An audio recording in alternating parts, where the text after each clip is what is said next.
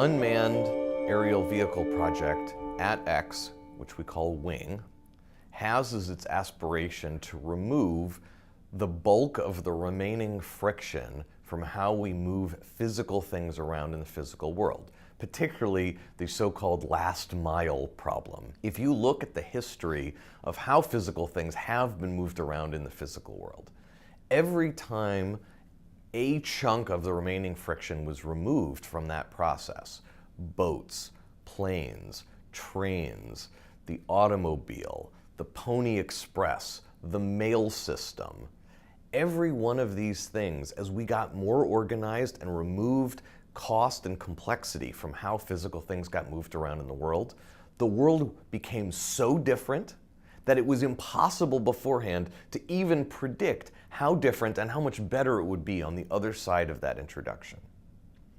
We take for granted the remaining friction as though it's natural and will continue forever. If you could have anything that would fit in a bread box brought to you within 1 or 2 minutes, you still have to pay for the thing that's in the bread box, but it could be brought to you nearly for free, then our world would be radically different. Those batteries that are sitting in a drawer in your house or apartment right now discharging, you have those batteries, you're wasting the planet because you think you might need a few of those batteries before they fully discharge on some Christmas morning or something. But if you believed you could have any battery, any shaped battery you want, just in the moment you need it, you wouldn't bother holding all those batteries. You probably have a hammer in your house or apartment. Why do you have that hammer? You almost never use it. And we all have to have a hammer for the occasional moment when we want the hammer. But we could probably share one hammer around 10,000 of us. Think how much richer the world would be if we could have that. How are we going to make it so that you could have the hammer just appear within a moment or two when you want it? You say, I want a hammer, you get a cup of coffee at the most, and the hammer is there. And our proposal for how to do that is that you can make small vehicles that fly through the air quietly and very safely and bring to you whatever you want.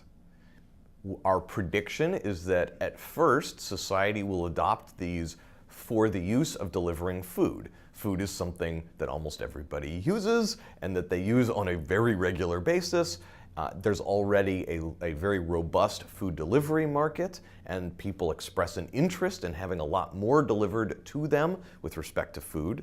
So that is likely to be the early adoption of this technology. But the long-run promise of being able to move things around inside of cities and the suburban areas in particular without having to create more traffic congestion, without the carbon footprint that comes from large trucks moving packages around, without the sound and safety problems produced by large trucks moving around our city, all of those problems can be solved by flying what you want, what you need right now to you through the air. We're public about the fact that we did more than 1,000 flights last year in WING, and I would like to see at least 100 times that many this year and 100 times as many the year after that. And I don't think that that's at all out of the question. There are regulatory conversations to be had and demonstrations of safety to be proven as we step through this process in the United States and in other countries. And it's important that we push hard on the technology, but also work thoughtfully and responsibly with the regulators to demonstrate the safety and to build their confidence in what we're doing as we take each incremental step.